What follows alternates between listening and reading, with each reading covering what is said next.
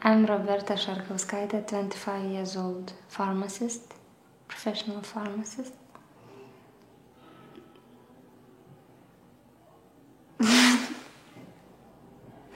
Nežinau, ką sakyti. Nemoku net savęs pristatyti. Bet tikrai tell me about yourself. Nu, ką aš turiu pasakyti? 4, 5, 6, 7,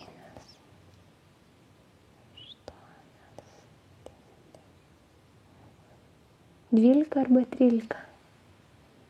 Dabar neatsimenu tiksliai. Skaičiaus pamečiau. 13 buvo, man atrodo.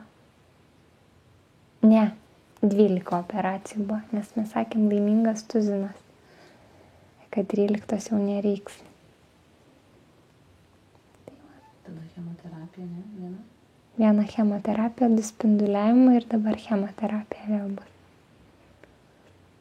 Per 3 metus visa šeima mirė ir aš dar įstojau į gretas sergančiųjų.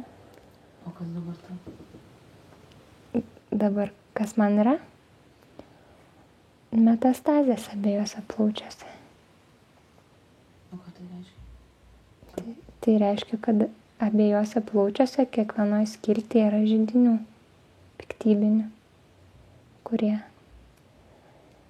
jeigu nebus gydomi, tai baigsis blogai viskas. O mano liga yra labai labai reta. Ir yra dar genetinis sindromas, kuris lemia tai, kad mano organizmas nepažįsta pakitusių ląstelių. Vienas genas yra tiesiog jo kažkas ten sutrikę genetikoje ir nepažįsta. Ir kai atsiranda kažkokia piktybinė ląstelė, jis toleruoja ją kaip savo. Dėl to pradeda augti navikai visokie.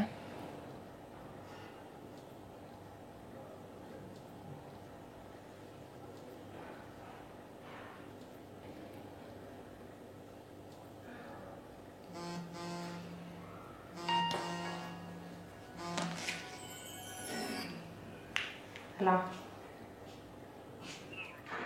Hello. I'm good. How are you?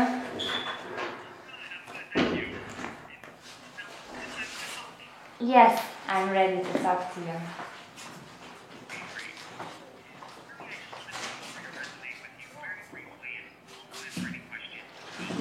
Mm-hmm.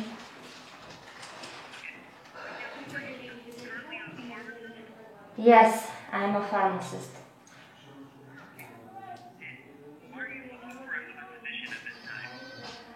Well, I like changes in my life and new challenges, and when I knew that this position is open, I wanted to try myself in this area.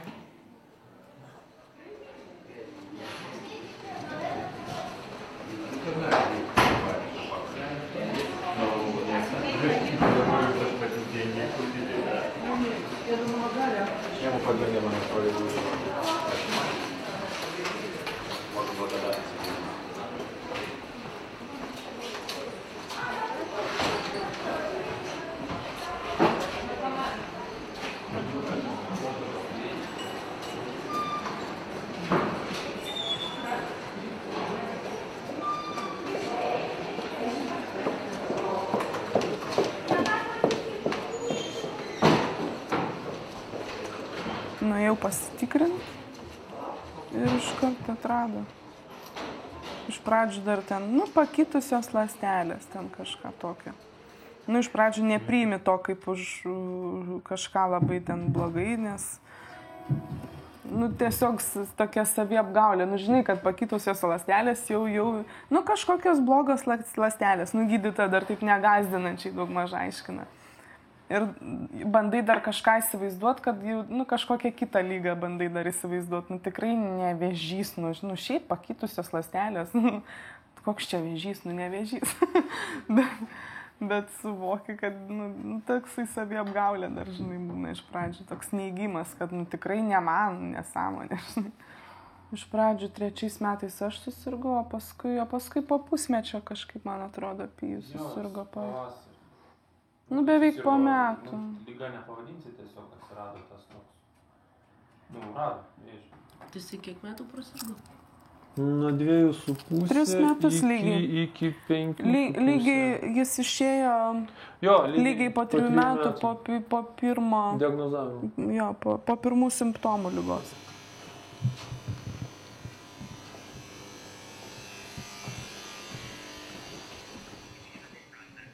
Thank you very much. So now I'm waiting for your email, or how will I know if I go through the next step?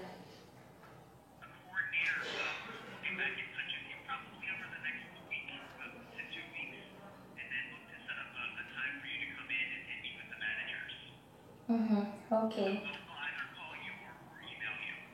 Okay, so I'm looking forward for your message.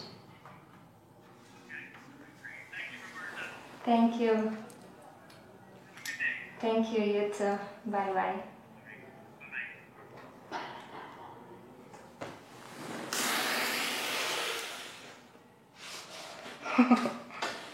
Na va, ružava pradėjo. Kažta. Fainai, ką galiu pasakyti. Viskas normaliai.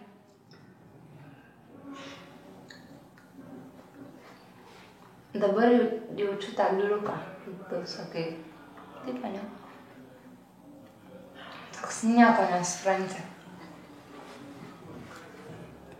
Vis ta pati lova, ta pati ligoninė, ta pati aš ir po 15 minučių pokalbio viskas, vis prasideda naujas gyvenimas. Gerai, ne po 15, atsiranda naujas faktas.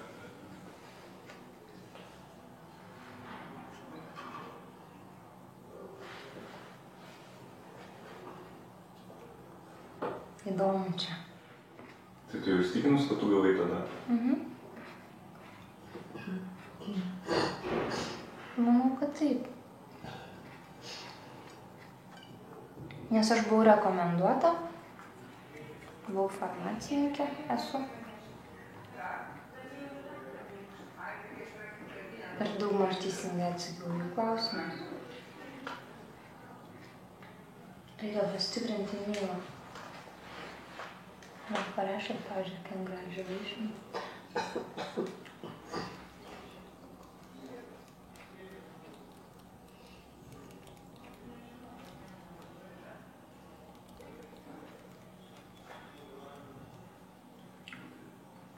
Bet yra vienas momentas, kad aš esu neįgali.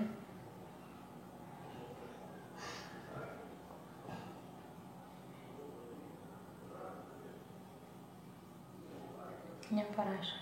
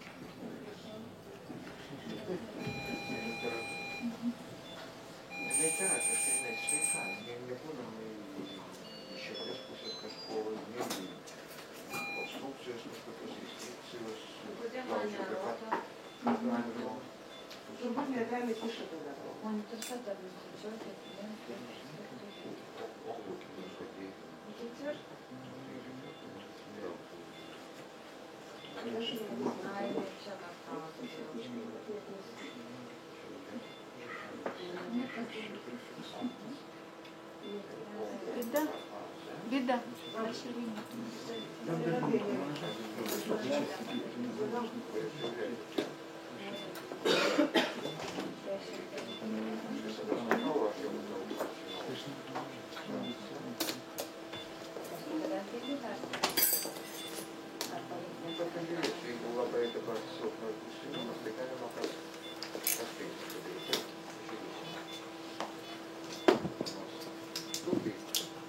Daug silpnas galima kažkaip.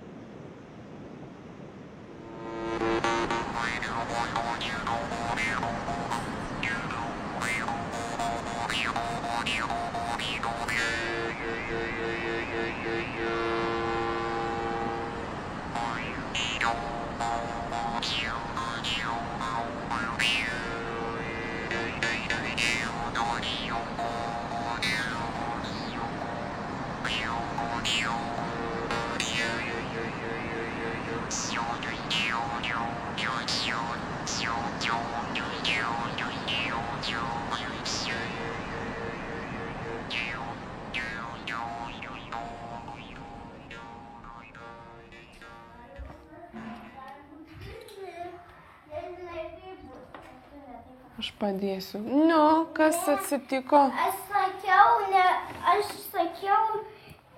sakiau huja. Oho. Ne, mes tam taip žaidžiame. Aš nesakiau, ar negražu žodžiai. Bet jeigu nežinai, ką žodis reiškia, tai geriau jo ir nesakyk. Ar žinai, ką reiškia?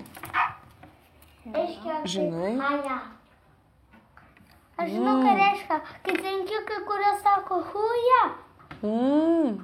Čia taip, kai trenki, reikia sakyti tokį žodį. Ne, nebūtinai, bet kartais tai. Tai mes per kareivėlį. Bet geriau nesakyk, gerai. Nes čia kažkoks visai net nelietuviškas tas žodis. Nu gal. Nelabai aiškiai ten jo reikšmė, nesuprasi, ką jis ten reiškia, tai geriau ir nesakykit tokių žodžių, gerai? Gerai, Faustai.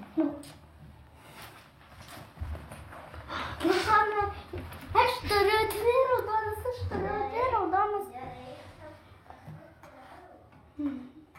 Kaip aš sakiau, kad niekada neįsiu dirbti darželį. Jo. Pijus išėjo ir sakau, ne, jokiais būdais tik ne į darželį, o visi pasiūlymai kažkaip kryto į vaikų darželį įdirbti. Nu ir viskas, ir aš ateinu į tą pokalbį ir man duris atidaro darželio ne direktorė, bet vaikas. Labą dieną, aš Pijus, o kas tu čia tokia?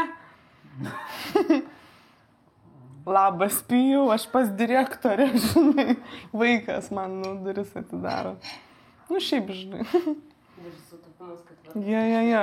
Ir man taip iškart toks perkūnas irgi. Nu, tu nuginkluotas esi, viskas, tavo visos baimės, visi, žinai, tokie dalykai ten yra paminti tų vaikų šypsenų visokių ir kai pas tave ten lekia, ropščiasi, kašia, visi tokie, žinai. Bet yra dar taip, kad tu galvoji, kad tavo vaikas irgi būtų panašaus ten. Jo, skaičiuoji visada. Tai aš irgi. Šiemet būtų trečiokas, Jo, nes- tarkim. Nu, augini.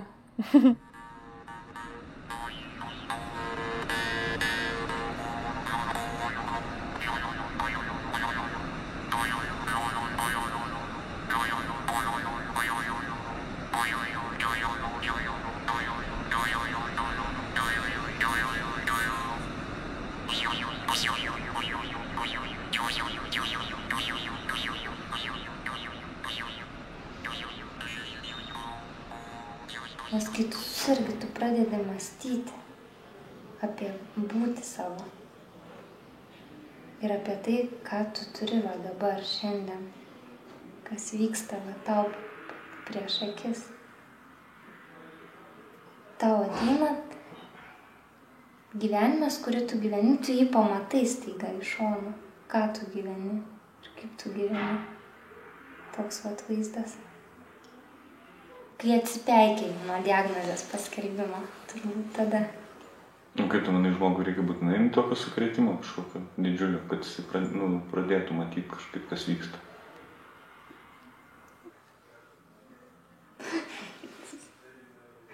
Visą savo šeimą palaidai, dar biškį pasigydai 10 kartų pasioperuoji ir tu tampi guru gyvenimui. Labai paprasta.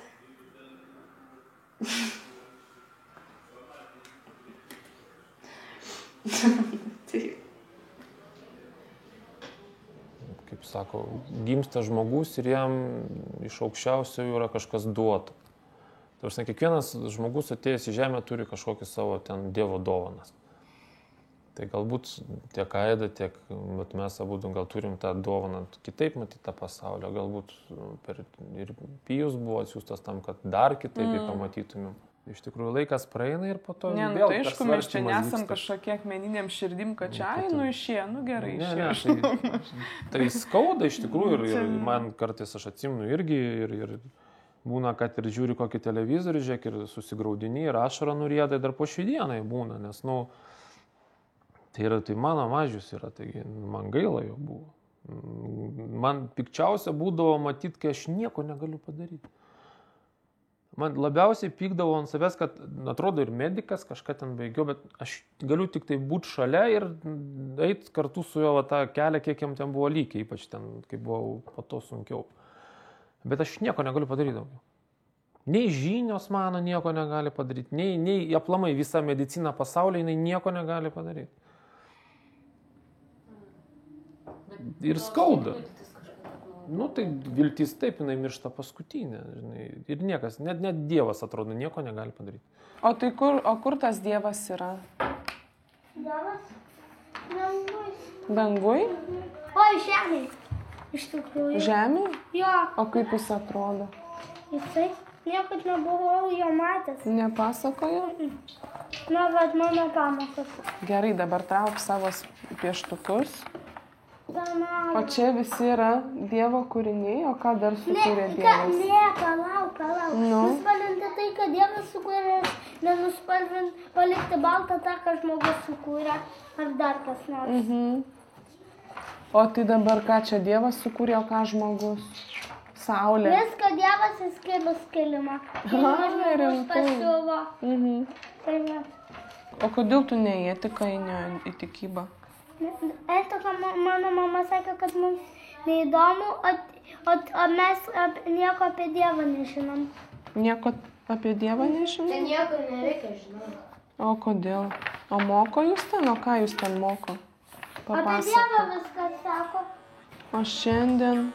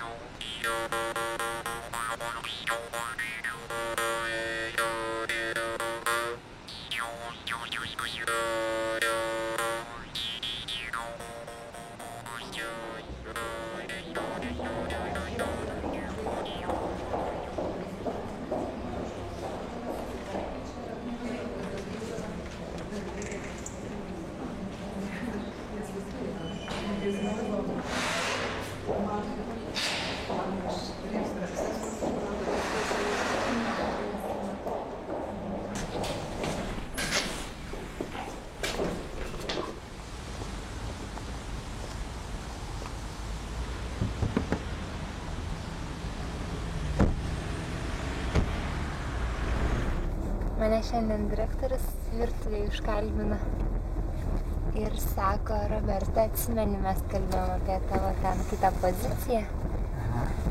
Nu, sako, ar tu norėtum? Sakau, aš tai nežinau, pagal savo sveikatą čia daug praleisti, galbūt galiu, žinai. Tai sako, jeigu čia visą laiką taip galvosi pesimistiškai, sako, gal jau viskas, nieko nebereiks tau daryti. Sakau, jau. Atsimeni, kai rašėm norus, tai aš ten tokius trumpus terminus visur surašiau. Žiūriu, kad apie darbą, nu, iki naujų metų mane paaukštino, nors realiai peržiūra po metų būna.